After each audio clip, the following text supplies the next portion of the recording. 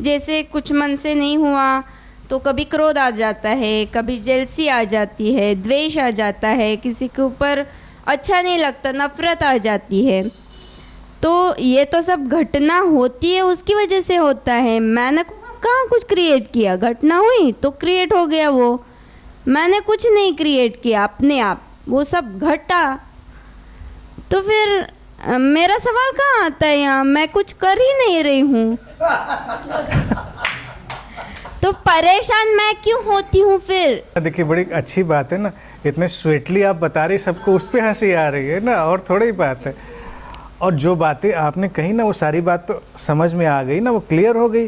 तो प्रॉब्लम आपकी 90% तो सॉल्व हो गई कि जब हम कर ही नहीं रहे हैं, हम विचार हमारे अंदर आ ही रहे हैं, और विकार को विकार भी क्या कहना, अगर वो भी हैपनिंग है, वो भी हो रहा है, तो हमने तो पैदा नहीं किया, हम किस चीज़ को विकार कहें?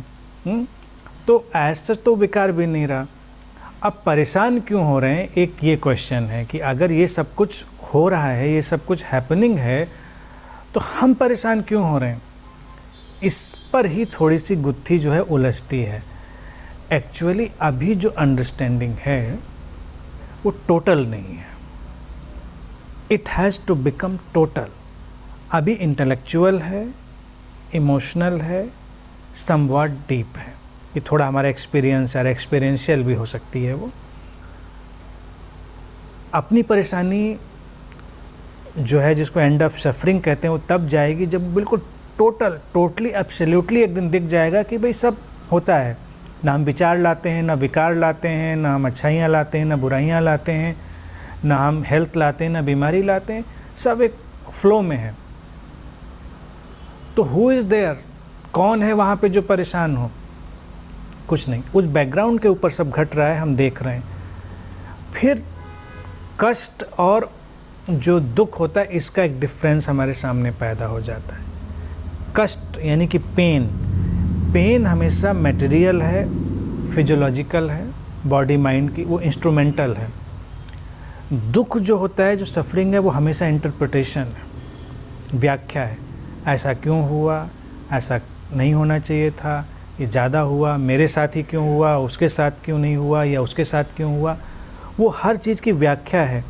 मुझे पेन क्यों होना चाहिए था, मुझे पेन नहीं होना चाहिए था, मेरे साथ ये दुर्घटना क्यों हुई, ये सब। लेकिन दुर्घटना होगी, पेन होगा, तो हमको वो महसूस होगा, वो तथ्य है, वो फैक्ट है। तो कोई भी व्यक्ति हो, कितना भी बड़ा गुरु हो, एनलाइटेंड हो, अवतार हो, जीवन मुक्त हो, कुछ भी हो, अगर वो ये क्लेम करे कि उसको तकलीफ़ नहीं होगी, पेन नहीं होगा, तो वो झूठ बोलता है। पेन तो होगा, क्योंकि पेन तो एक सिचुएशनल और बॉडी माइंड की चीज़ है। अभी आप सुई चुभाएंगे, मुझको दर्द होगा, क्योंकि दर्द बॉडी का रिस्पॉन्स है। लेकिन दर्द से जो इंटरप्रिटेशन होगा, वो हमारा क्रिएशन हो जाएगा माइंड का। वो माइंड का, जिसको मैं कहता हूँ फिक्शनल माइंड, और एक फंक्शनल। तो जो फिक्शनल माइंड है वो उसका क्रिएशन है। तो अवेकनिंग में धीरे धीरे फिक्शनल माइंड ड्रॉप हो जाएगा, हम कहानी नहीं बनाते। आपने सुई चुभोई, अब मुझे जो करना होगा उस समय करेंगे, या तो कुछ नहीं करेंगे, सुई निकाल देंगे। और अगर मेरा उस समय इंटेंशन हुआ कि आपको झटक दें, तो आपको झटक भी सकते हैं। थप्पड़ लगाने का इंटेंशन, थप्पड़ भी लगा देंगे।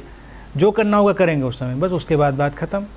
क्योंकि इस समय बॉडी में पिन चुभी थी और हमको पिन नहीं चाहिए थी। बॉडी का रिएक्शन था कि उसको पिन नहीं चाहिए, क्योंकि बॉडी तो, कोई भी बॉडी पेन में नहीं जाना चाहती है, ये बॉडी की नेचुरल टेंडेंसी है। कोई भी माइंड डिप्रेशन और एंजाइटी में नहीं जाना चाहता है, वो माइंड की नेचुरल टेंडेंसी। वो आई, बाहर से आई, और हम उसको कैसे हैंडल करेंगे? तो स्थित प्रज्ञता ये है कि अपने अपने सोफिस्टिकेशन से हैंडल करेंगे। जिसकी जो कंडीशनिंग है वो उस तरह से हैंडल करेगा, बस उसके बाद सब कूल है। तो जो तकलीफ़, लगातार तकलीफ़ बनी रहती है, हमें वो नहीं होती है। हम केवल फैक्ट्स में जीते हैं। तो इसलिए देख, एक इवेंट बस थोड़ी सी बदलती है कि मैं सुखी हूँ, मैं दुखी हूँ, बदल के हो जाता है। सुख को घटते हुए देखते हैं, दुख को घटते हुए देखते हैं, और ऑब्वियसली उसको मैं करके तो लैंग्वेज में बोलेंगे ही कि मैंने सुख अनुभव किया, मैंने। लेकिन डीप डाउन हमको दिखता है कि अनुभव किया जा रहा है, इट्स हैपनिंग, उसमें कोई बड़ा इन्वॉल्वमेंट नहीं है। धीरे धीरे करके जब ये चीज़ डीप हो जाती है, प्रॉब्लम सॉल्व हो जाती है। लेकिन एक कदम भी अगर चल दिया है तो इसका मतलब चल दिया है, तो आगे रास्ता और पूरा किया जाएगा।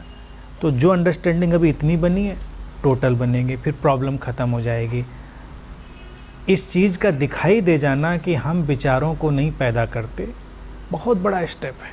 नहीं तो पूरा रिलीजन, पूरा जो भी एटमॉस्फेयर वो हमको यही तो टीच करता है, अच्छे विचार करो। क्या खाक अच्छे विचार करें? हम कहाँ से करें? हमारे पास कौन सी फैक्ट्री लगी हम पैदा करते हैं? आते हैं, जो आते हैं वो हम विटनेस करते हैं, जो नहीं आते हैं उनको नहीं विटनेस करते हैं। और अगर हम वॉच करें तो हमारे हाथ में कहाँ था कि हम करते, पैदा करते। अब आपने मुझको सुना तो सुनना भी एक हैपनिंग थी, सुन के 10 विचार बने वो भी एक हैपनिंग थी। क्योंकि जब आप यहाँ पर आए तो आपको ये पता ही नहीं था मैं क्या बोलूँगा, राइट? अब जब सुन लिया तो उसके रिलेशन में 10 चीज़ें पैदा हो जाएंगी। लेकिन वो सब तो एक चेन रिएक्शन है। लेकिन इनिशियल इवेंट हमारे हाथ में नहीं थी, तो नहीं थी। किसी ने मुझको नहीं सुना, किसी ने ओसामा बिन लादेन को सुना, तो उसके अंदर वो वाले थॉट आएंगे, फिदाइन वाले, कि ठीक है उड़ा देना है, कोई बात नहीं, उड़ा देना है, उड़ाएगा, कोई प्रॉब्लम नहीं। क्योंकि वो उस अलाइनमेंट में है। नेचर चाहता होगा, एग्जिस्टेंस चाहती होगी तो उस अलाइनमेंट में गया। एग्जिस्टेंस इस फ्लो को ऐसे चाहती थी तो हमने वो वाले अलाइनमेंट में हमने अपने को देखा। लेकिन इनिशियली हमारा कंट्रोल थॉट्स पे कहाँ था? कोई भी दुनिया का आदमी कितना भी अवेकंड हो, ये प्रिडिक्ट नहीं कर सकता कि अगला थॉट उसके माइंड में कौन सा आने वाला है। कोई नहीं बता सकता। तो हम यही नहीं जानते अगला थॉट कौन सा आने वाला है, तो हम ये भी नहीं जानते हमारा अगला एक्शन क्या होने वाला है। क्योंकि एक्शन तो थॉट को ही फॉलो करता है। तो क्या एक्शन होगा कोई नहीं जानता। तो ये जो थ्योरी ऑफ कर्मा हमारे ऊपर हैंग कर दी गई, उससे ज़्यादा फैल्सिफाइड और स्यूडो कोई चीज़ ही नहीं है। जब थॉट हमारे कंट्रोल में नहीं था, हमारा एक्शन हमारे कंट्रोल में नहीं था, तो कर्मा हमारे कंट्रोल में कहाँ था? जो कर्मा था वो था, जो हुआ सो हुआ, जो हैपनिंग में हम तो डिटैच हैं उसके। तो कोई चीज़ हमारे ऊपर हैंग नहीं है, किसी चीज़ का हमारे ऊपर कोई गिल्ट और कोई हमारे ऊपर प्रेशर नहीं है। तो in a way you are free, liberated. But gradually, धीरे धीरे इसको डीप होना है, टोटल होना है। बस इतना ध्यान रखें। अगर मान लीजिए हम कल्पना करें इस मंजिल तक की 100 सीढ़ियाँ हैं, तो आपने 10 चढ़ ली हैं तो बहुत खुश रहिए, अपने को फॉर्चुनेट समझिए कि 10 सीढ़ियाँ अंडरस्टैंडिंग की हमने चढ़ ली। और जो 95 तक आ गया वो और फॉर्चुनेट है। 99 वाला भी थोड़ा परेशान होता रहेगा, क्योंकि अभी पूरी 100वीं सीढ़ी तो नहीं चढ़ी उसने। लेकिन जब 100 चढ़ लेगा तो वो टोटल अंडरस्टैंडिंग है, कूल है। उसकी ज़िंदगी में भी टर्माइल होंगे, लेकिन वो टर्माइल होंगे बस टर्माइल की तरह, जैसे बाल सफ़ेद हो जाते हैं, जैसे बाल गिर जाते हैं, जैसे स्किन पर रिंकल्स आ जाती हैं। आपको क्या फ़र्क, आपको कुछ पता चलता है? या कोई फ़ाइट होती है? कुछ नहीं होता है अंदर से। हम पैदा हुए, सब होता चला गया। हम शीशे में रोज़ देख लेते हैं, यानी कि जिन लोग शीशे में देख रहे हैं, बताइए उनको क्या फ़र्क पड़ता है? वो वॉच कर रहे हैं कि ठीक है, ठीक है भी नहीं कहता है ना, ठीक है तो कहना भी एक एक्स्ट्रा एफर्ट है। आप देखते जा रहे हैं ऐसे कि ऐसे ऐसे होता जा रहा है। अब देखिए खिमरिया जी ने जब आज से 40 साल पहले देखा होगा, क्या बाल थे, ऐसे थे, आज नहीं है। लेकिन इनको एक ख्याल भी नहीं आया होगा कि क्या थे और क्या नहीं थे। जो है सो है, जो है सो है। तो 100वीं सीढ़ी पर आने वाला व्यक्ति भी परिवर्तन को वैसे ही देखता है, लेकिन परिवर्तन से अटैच नहीं है। और आप कॉमन सेंस से समझिए कि जो कॉमन मैन जिसको हम कहते हैं, जिसको रिलीजियस लोगों ने बड़ा निंदित कर दिया है, वो भी अटैच नहीं है।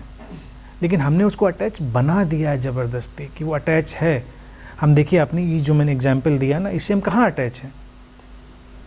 लेकिन कुछ लोग दिमाग में मार्केट डाल देता है तो न्यूरोटिकली अटैच हो जाते हैं, फिर उनको बड़ी प्रॉब्लम हो जाती है। ये जो मार्केट के प्रोडक्ट है ना, कि अब कैसे बाल रंगें, नहीं रंगने वालों को मैं कोई विरोध नहीं कर रहा हूँ, आप बेशक कलर करिए, जो भी आपकी इच्छा है वो भी आपका जॉय है, लेकिन परेशान मत होइए उससे। तो मार्केट उसमें आपको लाएगी कि आपने कलर किया और आपने किया।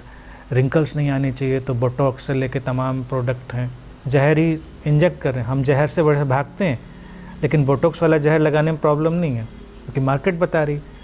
एक आध तो फिल्म एक्ट्रेस के बारे में मैंने सुना, उन्होंने इतना इसको अपने ऊपर ले लिया कि उन्होंने घर से बाहर निकलना बंद कर दिया। एजिंग हो गई आपने अपने को एक इमेज के कैद खाने में बंद किया था कि आपको हमेशा यंग और सुंदर दिखना था। लेकिन एज होने पे सुंदर कौन से कम हो जाते हैं बताइए? सुंदरता और तरह की पैदा होती है।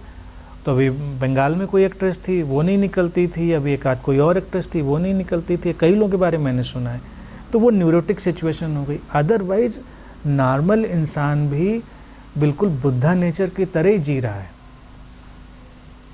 ज़्यादा अटैच नहीं है। रिलीजियस लोग उसको और कंफ्यूज कर देते हैं कि वो अटैच है। अटैच कहाँ से है बताइए? कहीं से नहीं है। सुंदरता है, देखिए हमारे यहाँ कितने ओल्ड लोग हैं, आप देखिए कितने सुंदर हैं, चेहरे दमक रहे हैं, यंग लोगों से भी ज़्यादा कईयों के दमकते हैं। तो क्या प्रॉब्लम है? कोई प्रॉब्लम नहीं है।